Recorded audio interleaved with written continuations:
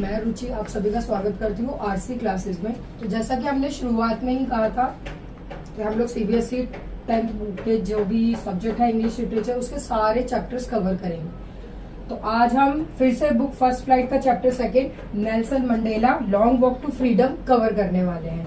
अब इसके बाद हम चलते हैं समरी पर। चैप्टर शुरू करने से पहले कुछ चैप्टर की समरी स्टार्ट करने से पहले कुछ पॉइंट्स हैं कि अगर हम वो देख लेंगे तो ज्यादा बेटर रहेगा आगे समरी समझने के लिए।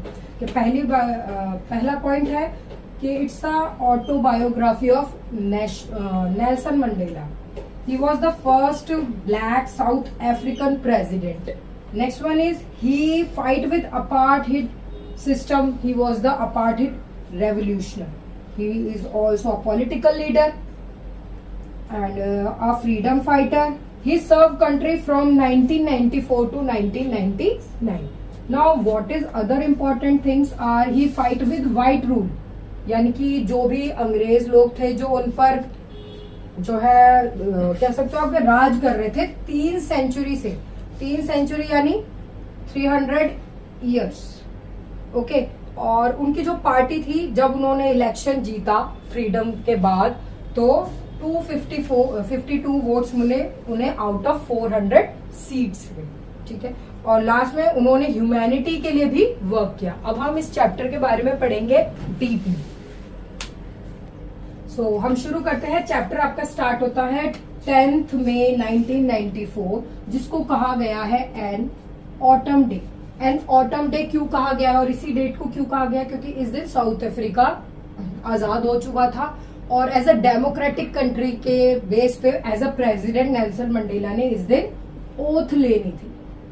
ओथ मतलब के शपथ कि भाई अब मैं इस देश का प्रेसिडेंट हूं या राष्ट्रपति हूं, अब मैं इस देश को अच्छे से चलाने की कोशिश करूंगा। देन उसके बाद आता है ये क्या है, ये भी जो चैप्टर है ये पूरा का पूरा इनॉग्रेशन सेरेमनी स्पीच है, यानी कि एक स्पीच दी गई है, भाषण दिया गया है कि आप देश के लिए आपने क्या क्या किया और अब आप देश के लिए आगे चल के क्या क्या करेंगे। तो सबसे पहले वो मेंशन करते हैं स्ट्रगल फॉर फ्रीडम। ओके, कि उन्होंने स्ट्रगल कैसे किया अपने देश की फ्रीडम के लिए। वो था ऑपरेसर और ऑपरेस्ड का। ऑपरेसर यानी जो आपके ऊपर जुल्म कर रहा है, ठीक है, और ऑपरेस जो जुल्म सह रहा है। उन्होंने इसके बारे में एक अच्छी बात बोली थी कि both are robbed of their humanity. Both are robbed of their humanity. Okay, इसका मतलब क्या है इस चैप्टर में? ये इंपॉर्टेंट है, समझने लायक क्वेश्चन है। इसके ऊपर क्वेश्चन भी आ जाता है, बहुत से बच्चे समझ भी नहीं पाते कि ये दोनों का मतलब क्या है। ऑपरेसर वो है जो आपके ऊपर जुल्म कर रहा है, आप किसी को भी ले सकते हो।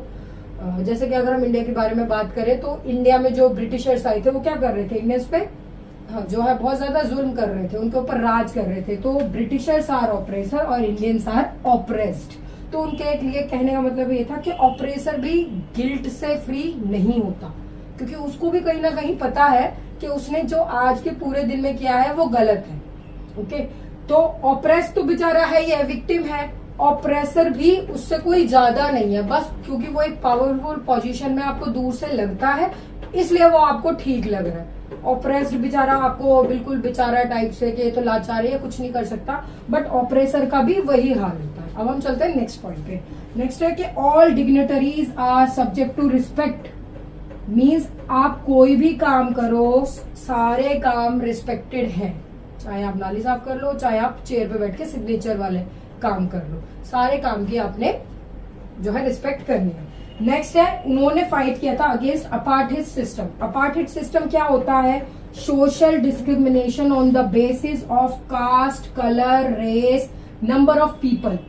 कि अगर आप किसी भी लोगों को, एक सिंगल बंदे को या किसी लोगों के ग्रुप को उसकी कास्ट यानी जाति के आधार पर, रंग के आधार पर और जो भी वो कह लो जिस भी धर्म से आता है या किसी चीज को वो फॉलो कर रहे हैं उसके बिहाफ पे या किसी कह लो कि किसी कास्ट की जनसंख्या कम है, उसके बेस पे अगर कोई आपको आपके अधिकारों से वंचित रखता है तो वो क्या कहलाएगा, अपार्टहेड सिस्टम या सोशल डिस्क्रिमिनेशन। ये वाला जो कॉन्सेप्ट है ऑलरेडी 10th के बच्चे 9th क्लास में SST में पढ़ चुके हैं। तो उसके बाद आता है 2 मेजर ऑब्लिगेशन। इस चैप्टर में मेंशन किया गया है 2 मेजर ऑब्लिगेशन कि हमारे किसी भी कंट्री में कोई भी बंदा हो, औरत हो, आदमी हो, सबकी 2 जिम्मेदारी होती है। एक अपनी फैमिली के लिए या आसपास की सोसाइटी के लिए, यानी कि जो हमारा कह लो प्राइवेट कम्युनिकेशन है या हमारा प्राइवेट ग्रुप है, हमारे ऑफिस के बंदे हो गए, हमारे स्कूल के, कॉलेज के या आस पड़ोस के लोग हो गए, उनके प्रति जो हमारी जिम्मेदारी बनती है। और दूसरा है नेशन या कंट्री के लिए।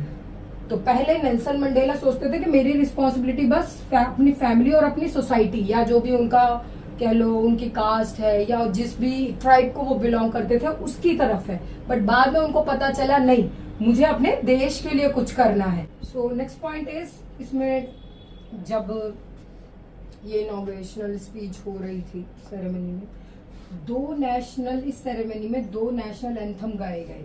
एक व्हाइट लोगों ने गाया था और एक ब्लैक लोगों ने गाया था। व्हाइट लोगों ने गाया था कोसी सिकेले ली अफ्रीका, जिसका मतलब था लॉर्ड ब्लेस अफ्रीका। और एक गाया गया था ब्लैक सन, ब्लैक ने गाया था, वो था डाई स्टैन, जिसका मतलब था कॉल ऑफ साउथ अफ्रीका, तो साउथ अफ्रीका के लोगों ने।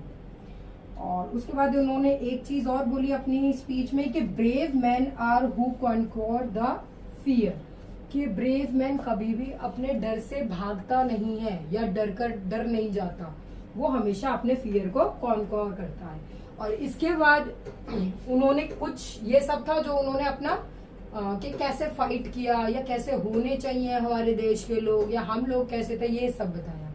ठीक है, उसके बाद उन्होंने बताया कि एक डेमोक्रेटिक साउथ अफ्रीका में हम क्या प्रोवाइड करेंगे, क्योंकि वो लीडर चुन के आए थे तो कुछ ना कुछ तो वादे करने थे उन्होंने। तो आप ideas of democratic south Africa बोल लो या प्रोमिसेस बोल लो, दोनों ही सेम है। कि पहला था कि पॉवर्टी फ्री साउथ अफ्रीका बनाएंगे हम, दूसरा डेप्रीवेशन फ्री अफ्रीका बनाएंगे कि किसी को कोई भी नीचा दिखा नहीं सकता।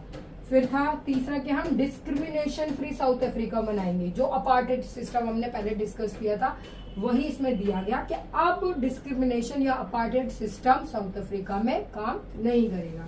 उसके बाद उन्होंने एक और वादा किया कि people will never face the same experience again, कि ये सब चीजें जो डेमोक्रेटिक साउथ अफ्रीका के होने से पहले थी, पॉवर्टी, डिप्रीवेशन और डिस्क्रिमिनेशन साउथ अफ्रीका में, अब सेम एक्सपीरियंस लोगों को दोबारा से शेयर या फेस नहीं करना पड़ेगा। और इस चीज को साबित करने के लिए उन्होंने इंटरनेशनल लीडर्स को बुलाया था, यानी और भी देशों के लोगों को जो पॉलिटिकल लीडर्स हैं उनको सपोर्ट करने के लिए अब एज अपना सपोर्ट सिस्टम दिखाया अपनी जो है पॉपुलेशन को, और ये पूरी की पूरी स्पीच दी। अब इसके बाद हम करेंगे इंपॉर्टेंट क्वेश्चंस। सो अब हम आते हैं इंपॉर्टेंट क्वेश्चंस पर। So first question is right the character sketch of Nelson Mandela. We already discussed it. Okay, इसी वीडियो के हम स्टार्टिंग में ये चीज डिस्कस कर चुके हैं। मैंने बताया वो पॉलिटिकल लीडर थे, फ्रीडम फाइटर थे, ठीक है, उन्होंने साउथ अफ्रीका के लिए बहुत काम किया, वो प्रेसिडेंट भी रह चुके हैं 1994 से लेके। सो इसका आंसर ऑलरेडी आपको वीडियो में मिल ही गया। So next question is why were 2 national anthem were sung, कि 2 नेशनल एंथम क्यों गाए गए थे, एक ब्लैक वाला एक व्हाइट वाला।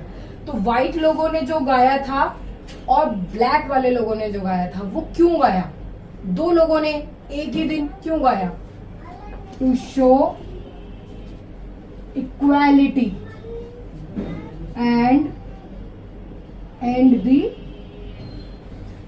अपार्टहेड सिस्टम। ठीक है, इसलिए ताकि इक्वालिटी दिखे कि ब्लैक और व्हाइट पीपल्स में अब समानता है, और दूसरा अपार्टहेड सिस्टम जो भी सोशल डिस्क्रिमिनेशन है उसको खत्म करने के लिए अब वो दोबारा साउथ अफ्रीका में देखने को नहीं मिलेगा।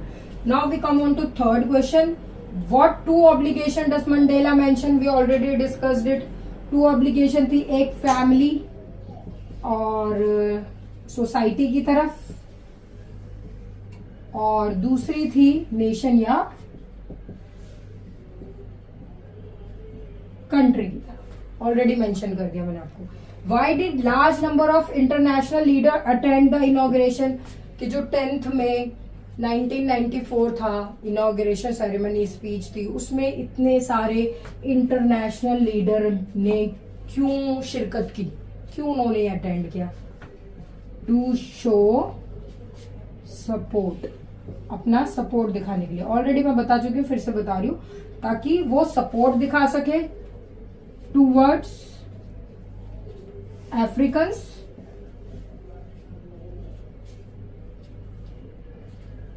And democratic countries.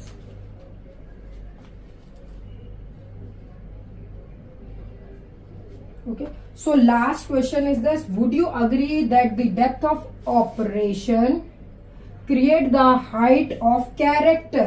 Explain.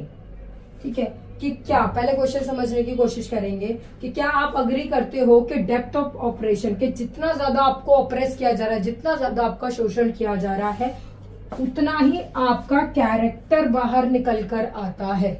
Yes, हमने जब चैप्टर स्टार्टिंग में पढ़ा था, उन्होंने काफी टाइम बुक में, अगर हम अच्छे से पढ़ेंगे डिटेल्ड में, एक एक लाइन एक एक वर्ड, तो उसमें पता चलेगा कि उनको कितने साल, ऑलमोस्ट जवानी से लेके बुढ़ापे तक तो उनको जेल में ही रहना पड़ा था, और वहीं से उन्होंने डेमोक्रेटिक कंट्री के लिए अपनी फ्रीडम फाइटिंग शुरू कर दी थी। तो यस, इट्स ट्रू कि depth of operation create height of character. So अगर किसी को भी क्वेश्चन में या समरी में कोई प्रॉब्लम है, प्लीज कमेंट करके मुझे बता दो। अगर कुछ समझ नहीं आ रहा तो भी मैं एक्सप्लेन कर दूंगी दोबारा, it's okay, but do comment. So आज की क्लास के लिए हमने नेल्सन मंडेला फर्स्ट फ्लाइट का सेकंड चैप्टर कंप्लीट कर लिया। अगर आपको इससे रिलेटेड कोई और इश्यू है या कुछ और जानना चाहते हो तो मैं उसका भी आपको करके दूंगी, और अब इसके बाद हम नेक्स्ट चैप्टर की करेंगे। So keep supporting us, keep motivating us, and please do follow, do subscribe our channel for your bright future.